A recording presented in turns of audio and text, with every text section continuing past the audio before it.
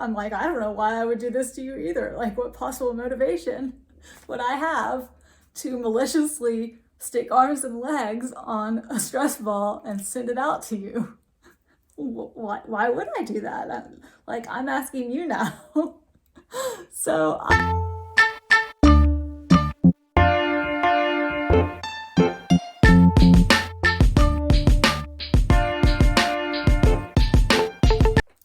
hi, and welcome back to Nina's Jewels. If you're new here, I'm Wendy, and my husband and I do online reselling, mostly on eBay. Today's video is going to be what sold for the week of January 8th through January 14th. All right, let's get started. The first item that we sold was a Taste from the South or Taste of the South magazine. It sold for $10.98 on offer to buyer. And this was actually from a lady was giving away like 7 boxes of free magazines. If you watched our last What Sold video, you saw that we've already sold a couple magazines from this, and we've sold probably about 15 total, but we have hundreds to sell. So this was a great deal that we found on our local Nextdoor app. Next up is a pair of Nike men's padded knee baseball tights that we picked up at our local thrift store for $6.94, and they sold on offer to buyer for $22.48. Next up is a vintage Playboy. The issue was December 1981.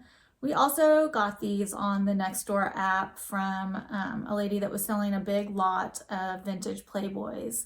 I think we paid like $40 or $50 for all of them, and our cost per issue ended up being $1.43. And like I said in the last What Sold video, vintage Playboys turned out to be not quite as valuable as I had hoped, so it's not something that I would seek out again. This particular issue sold for only $7.48 on offer to buyer. This probably is one of the lower ones. With some of them that we have, like, we're worth up to maybe like $15 or $16, but most of them were worth around like $10. Next up was a 2011 Play School Spider-Man stunt car. It sold for $16.08 on offer to buyer, and we had gotten it in one of those big toy bags that we get from our local thrift store, and our cost was 14 cents. Next up was a London Fog trench coat that we had picked up in the Goodwill bins a while ago, and when we had seen it in the bins, we had seen that it had some faint staining on it, but it was vintage and it was a really nice trench, so we decided to take it home and see if we could maybe get the stains out. But unfortunately, when we got it home, we realized the stains were worse than we thought, and they did not come out. So we listed it up anyway, and I mean, it was a nice vintage London Fog trench coat either way, and the stains were relatively faint, but it took a long time to sell. But it did eventually sell for full price, which was $39.99, and our out-of-pocket cost on that was $1.33.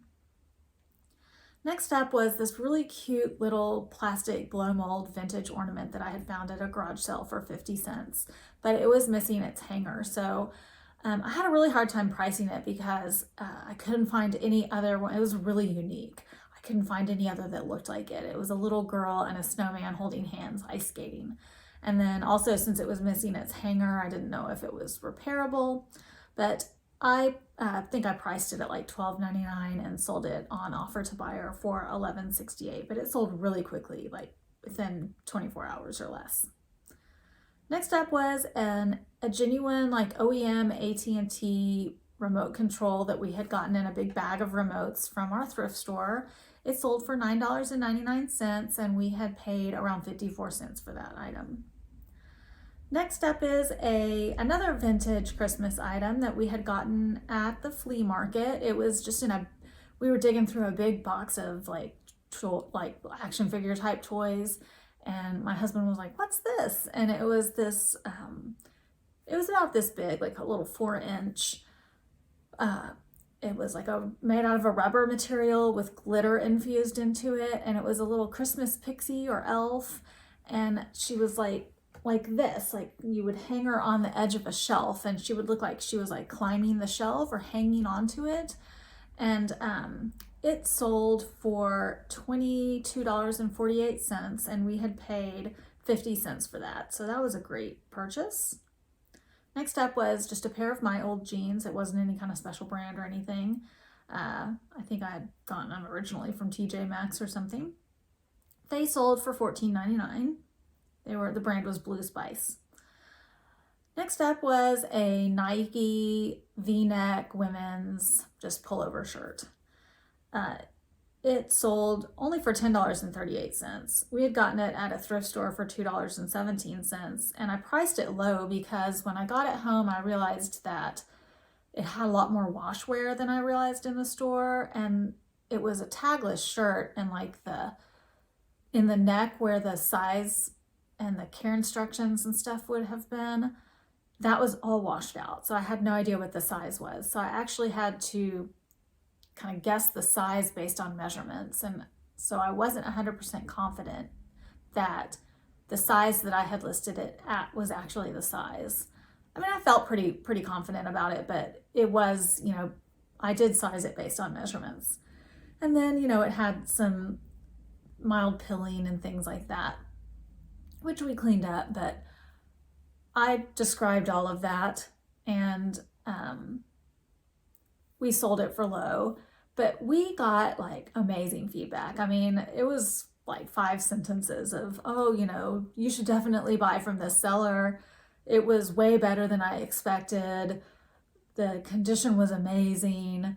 So I think that's probably a perfect example of why you should under promise and over deliver on a situation like that when you have questions about the item and you're not 100% confident in the sizing or the quality or something like that, because definitely getting that positive feedback is more beneficial to you than taking the risk and maybe getting negative feedback. So we were very pleased that we had such positive feedback from the buyer, and we did make a profit on that item. Next up was a Vince 100% cashmere sweater that we had gotten at the thrift store. It sold for $30 on best offer, and we had paid $2.16.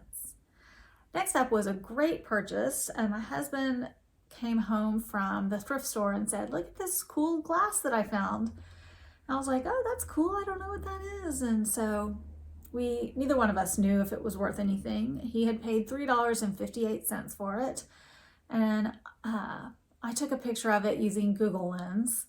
And I was like so shocked because all these like big numbers started coming back at me. I was like, "Oh, honey, I think you found something," because like $150 and $125, $175. And I was like, "What did you find?" But what it was a Duvel collectible steampunk artist series beer glass, and it was called The Gilded Age of Beer by the artist Jono. Not sure how to say it.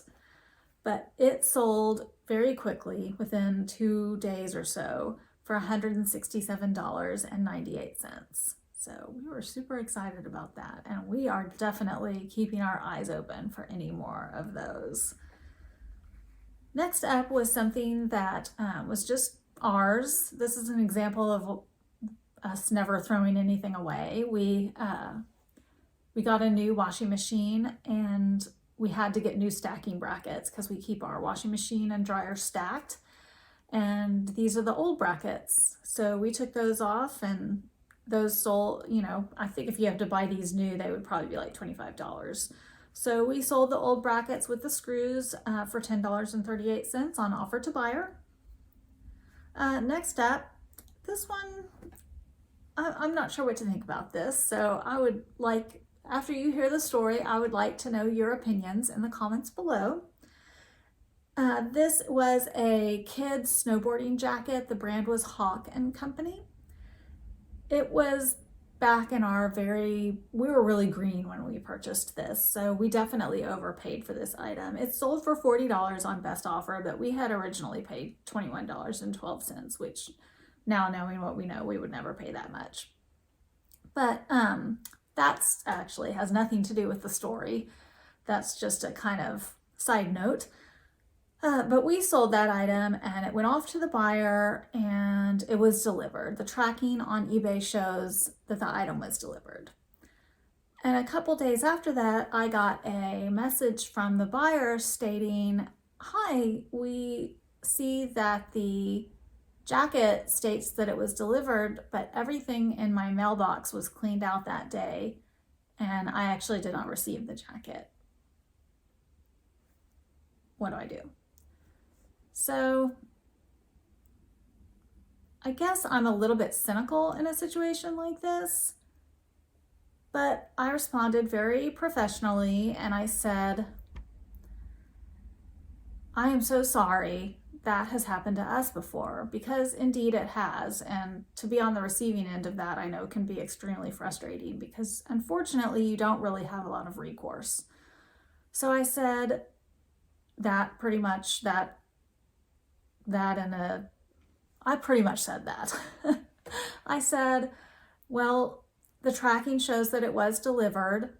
Unfortunately, your next step, since it was stolen, is to contact your local police department and report the theft. Your police department will likely refer you to the post office to report the theft because stealing from a mailbox is a federal crime." And, I kind of closed up the message with some other niceties and left it at that.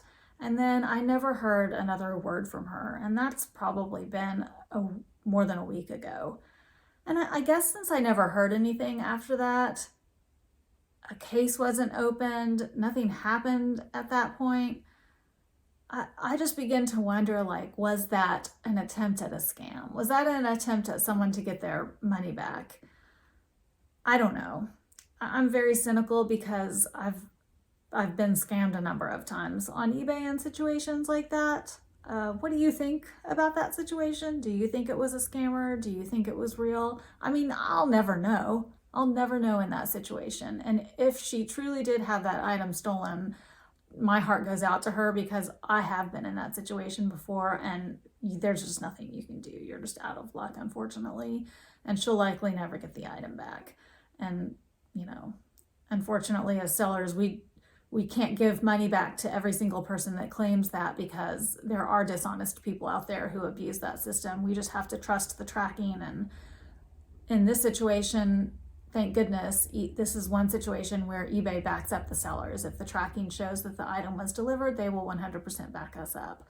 So anyway, please give me your advice on that situation. Okay, next up was a Ralph Lauren women's leopard print vest that sold for $33 on Best Offer. We had gotten that at a thrift store for $2.17. Next up was a pair of the highest heels I think I've ever seen in my life.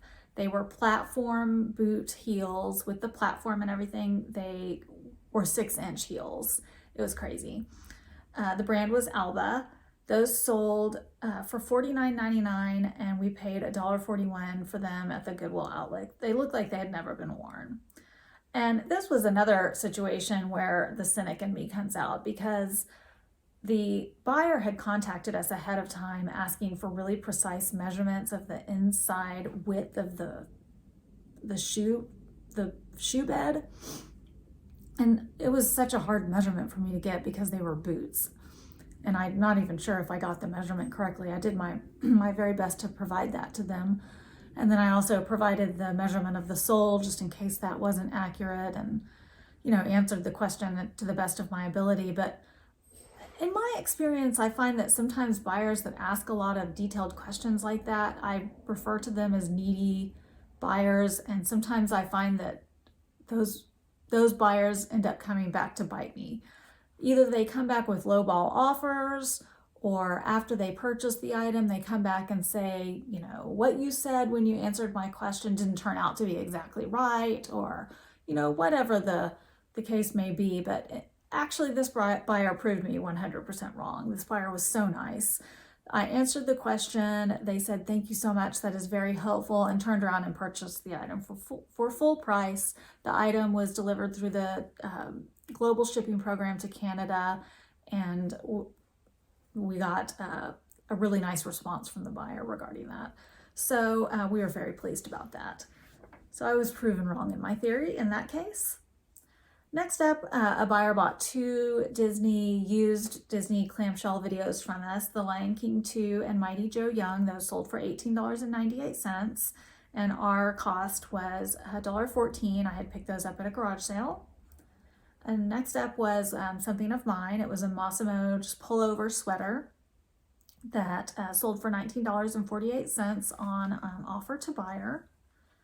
Next up was another Christmas ornament that we had gotten at the same garage sale as that other Christmas ornament. It was a Noma brand ornament that was electronic, and you would plug it into the string of lights and the ornament would rotate. And this particular one was like new in the box. It had never been used. And it sold for $24.99. It sold almost immediately for full asking price, and we had paid $2 for that. Next up was a Mara Hoffman women's Tencel linen blend jumpsuit, like kind of overalls. And if you watched my last What Sold video, this came from the Mom's Gonna Be Mad garage sale. So we only paid 50 cents for this, and it sold for $112.48. And actually this was crazy because I had gotten a pair of Balenciaga shoes at the flea market and had decided that I was going to send those and this, because it had been sitting in my eBay store for a long time, to the Real. So I had contacted my account manager, and she had set up the consignment truck to come to me to get these 2 items. And that truck was like supposedly on the way. And within hours of that truck getting there, I was like going to end this listing. And this thing sold, this jumpsuit sold. It was weird. But anyway, I was super happy about it because I think I probably made more money selling it this way than I would have if I sent it off to the Real. But I don't think my account manager at the Real was very happy about it. But anyway, we sold that. It was so weird because that thing had been sitting on eBay forever. Next up was a book that belonged to us. It was Freckle Juice by Judy Blume. It sold for $6.29. Next up was another thing that was ours. We had just kind of reorganized some of our house, and we're getting rid of some of our old easel back frames. It was just a lot of 3 various frames that sold for $12.99, and they sold for our asking price. Next up was a pair of men's corduroy Chubby's shorts that we had gotten at the thrift store. We paid $2.17, and they had a tear on the pocket and also quite a bit of wear in the crotch area. So we did them as an auction because though I couldn't find any other corduroy Chubbies listed. I think they're kind of hard to come by. And we had like 17 watchers on them. I thought they were going to go for higher, but they ended up selling to the one and only person that made the bid on them. And for $20 with a $2.17 investment, we were still very happy with that. But I was surprised they sold at all with that damage on there. But my point is that definitely corduroy Chubbies are something to be on the lookout for, because if I ever found some that didn't have any damage, those things I think would sell for really, really high. So I'm definitely going to keep my eyes open for Chubbies, whether they're corduroy or any kind of Chubbies. I think that they would sell for very high. Next up was more magazines from that free magazine lot that we got. They were pottery and clay magazines. A woman purchased 3 different ones from us. She offered us $5 for each one, and we accepted that. So those sold for $15 for all 3. Next up was something that we found in the Goodwill bins. It was a vintage, like mid-century modern metal trash can. It was pretty dented up, but it was such a unique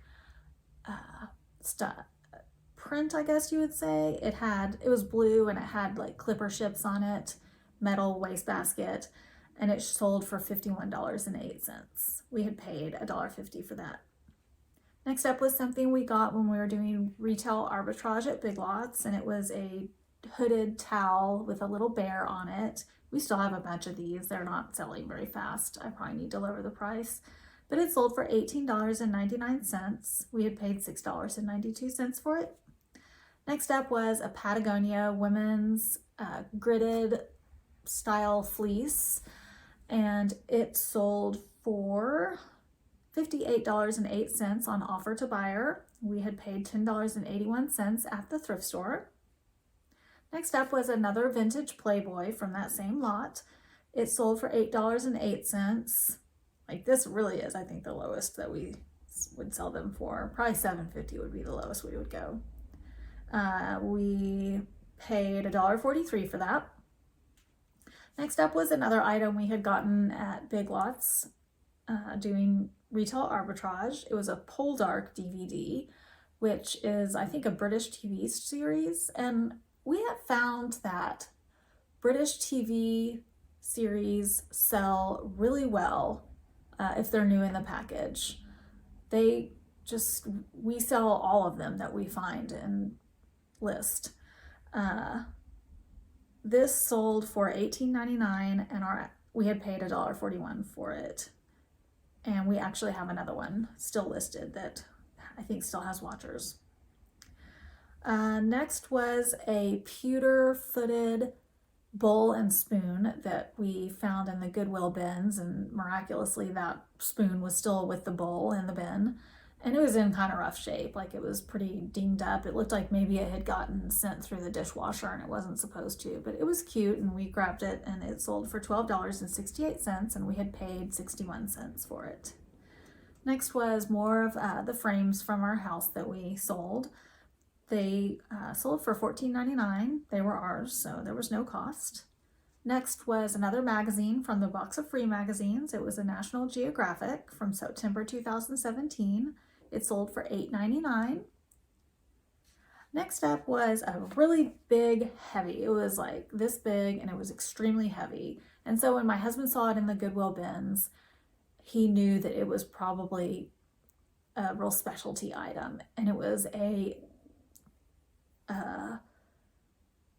like an AC power adapter, and it was branded Yamaha, so it seemed like it was something special. And it turned out that it was like a really hard to find item for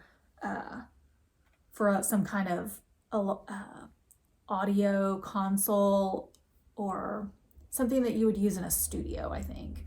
And it sold for $62.99 within like a week or so, and we had paid 92 cents for that. Next up was a shirt that I had gotten out of a big box of clothes that I had ordered on Facebook Marketplace. In fact, I made a video where I was unboxing that, and I'll link it somewhere up here. And I would not do that again, because not only did I not get the number of items that I had been promised, but it was supposed to be a box of plus size clothes, and not all of them were plus size. But I'm still slowly making my money back on that. I still haven't made all my money back. It just wasn't a great deal. But anyway, if you want to watch me unbox that, I'll link it, and I'll also link it in the information down below. This came from that though, and it was the brand was 12 p.m. by Mon Ami. It sold for $18, and our cost was $4.17. Next up was an item that we got at the flea market, and it was a tiny little nano figure by Marvel, and the figure was Ultron. It was like the size of a Dungeons and Dragons figure, and it sold for $9.99, and our cost was 25 cents.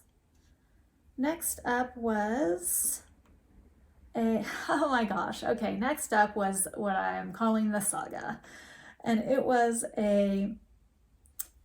in one of those big bags of toys that we get from our local thrift store.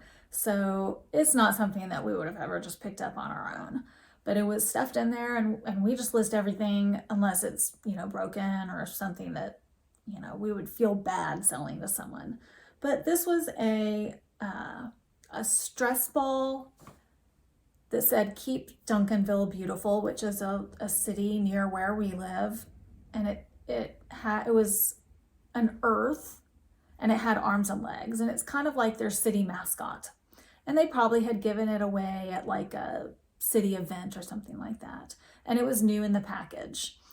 And so we listed it, and we listed it for $12.99, and it sold at full asking price within a week to someone in Illinois, I believe.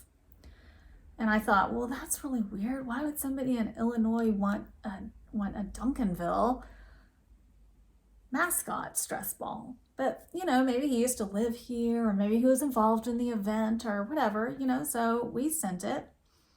And then a few days later, after it arrived to him, I got a message, and it said, "You sent me the wrong item. Why did you change the pictures on the listing to a different stress ball, and it now has arms and legs? The one I ordered did not have arms and legs." And so I responded back, and I said, "We never changed the listing.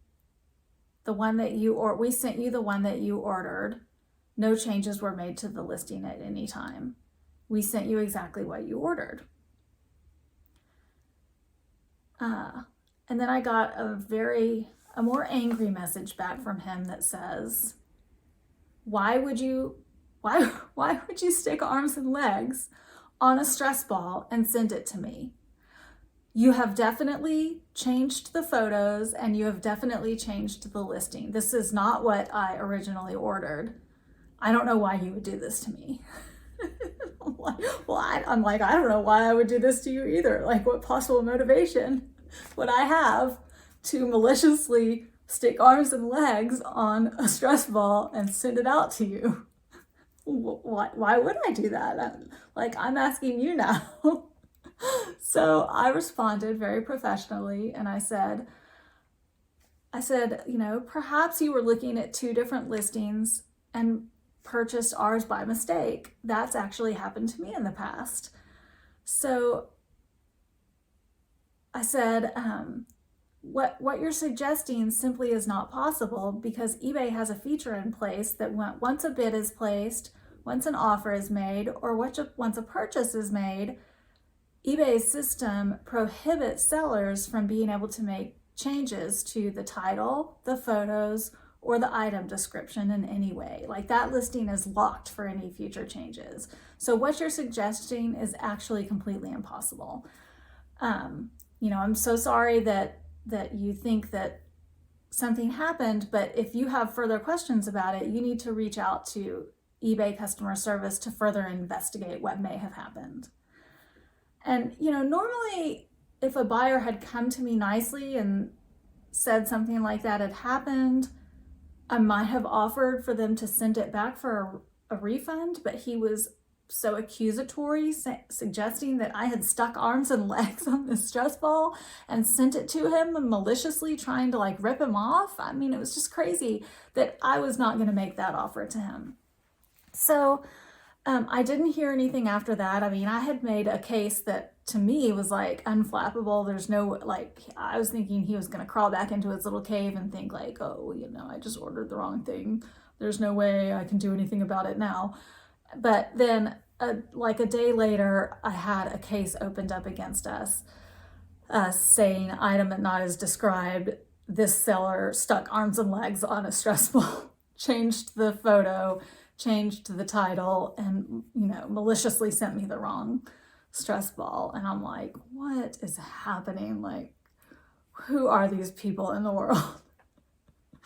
So I responded to the case the same way I responded to his messages, and said, what you're suggesting just simply is not possible. Gave all the same information, but I went a little bit further this time and said, you can actually go into the listing and see that this listing had no revisions, and explained how you can see that.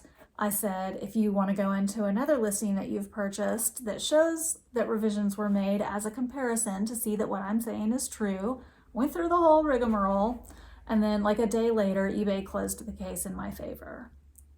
So then I think, okay, it's over, but it's not.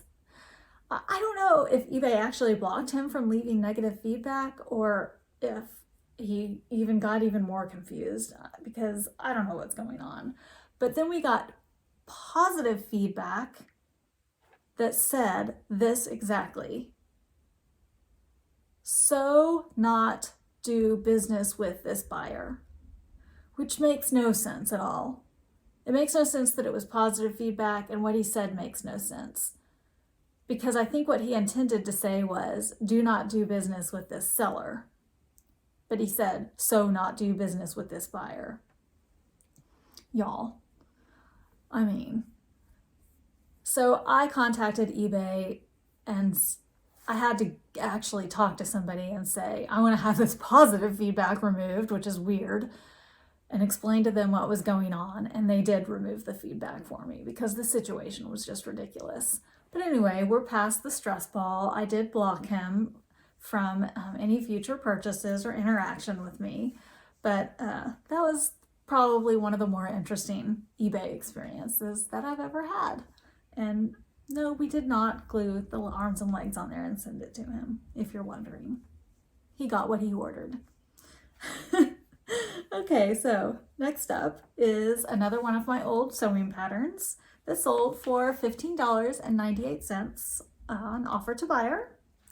Next up was a vintage Briar horse that I got at the flea market. I paid $3.50 and it sold almost immediately for $23.78. Next up was a pair of 7 brand duck boots that we got at the Goodwill outlet. I paid $2.12 and they sold through the global shipping program. They went to the UK and they sold for $30.99. Next up was something my husband found at the thrift store. It was a 1983 vintage original like plush Rainbow Bright. I was so excited when he brought it home because I never had a Rainbow Bright, so I was like, oh, Rainbow Bright. Anyway, it sold for $49.99 and we paid $2.17. Next up was another item that we had gotten at Big Lots clearance retail arbitrage. It sold for $10 on best offer and we paid 75 cents. And actually I think this is the one that we have another one of, not that pole jar one I was mentioning earlier. The next item is a vintage pair of ski bibs that we purchased at a thrift store for $5.41, and they only sold for $16 because when we got them home we realized that the inside crotch lining had like a huge tear in them, so we weren't able to list them for very much, and because they're ski bibs they were really big and they cost a lot to ship, so I don't know if we lost money, but we might have, we team worked those into a flat rate padded envelope and we barely got those in, and I think we made like pennies on the dollar. And next up was a Star Wars Ewoks t-shirt that my husband ordered a different size from Amazon, and then I don't really know how they ended up sending him a size small for some reason. And when we did the return, Amazon just said, you don't need to send it back, just keep it and dispose of it as you wish. And so we disposed of it by selling it on eBay, and we sold it for $15, and that was through best offer. Next up was another power adapter that we got in the Goodwill bins. This time it was for a Brookstone massager, and it sold for $18.99. We had paid 92 cents for that. Next up was a lot of 2 Kiln Craft vintage pig coffee mugs. I got those at a garage sale for $1.50 for this pair, and they sold for $34.99, which was our full asking price, and they also went to the UK through the global shipping program. Next up was a pair of swim shoes that belonged to my daughter. They sold for $15.98 on offer to buyer. Next up was a vintage Dixie Cups album that we got in a big box of albums from an estate sale. It sold for $14.99. We had paid 30 cents for it. Next was a Disney Store Squirt Finding Nemo plush. It was new with tags. I got this. I had seen a listing for a bag of free plush from someone, down the street from me, just giving away free toys. So I went and picked it up and was surprised to find a brand new with tags Disney Store item in there. So that sold for $22. Didn't pay anything for it. Next was a 12-foot purple RCA cable. It sold for $8.48, and I don't really know what this was. It was in a bag of Leapfrog game cartridges that I don't know if the thrift store thought it was Leapfrog, but I don't think it was. I'm not really sure what it was, but we just listed it as a purple RCA cable and got $8.48 for it. Next was a lot of 4 Flirtitude brand bralettes. Those were mine. I just didn't use them anymore. They sold for $22.48. Next was an item that we had gotten from the same garage sale that we got the Sears bed cover at from last week's sale. This was a great sale. It was a vintage 1960s Girl Scout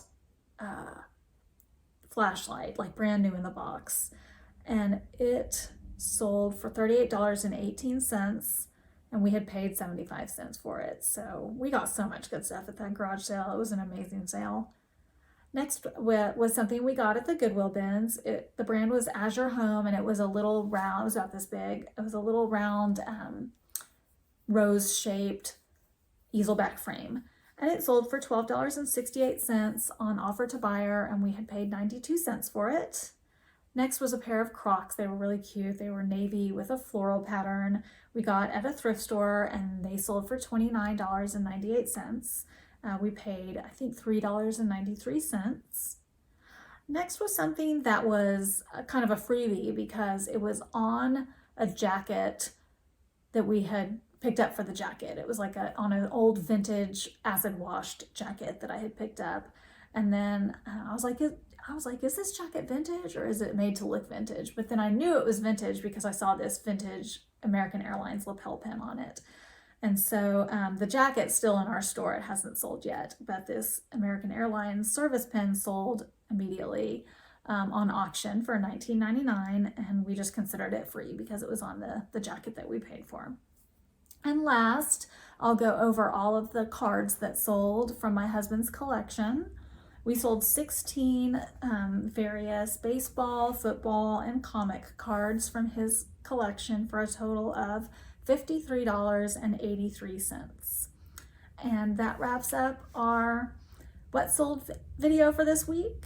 And I thank you so much for joining us, and I will see you guys next time. Bye.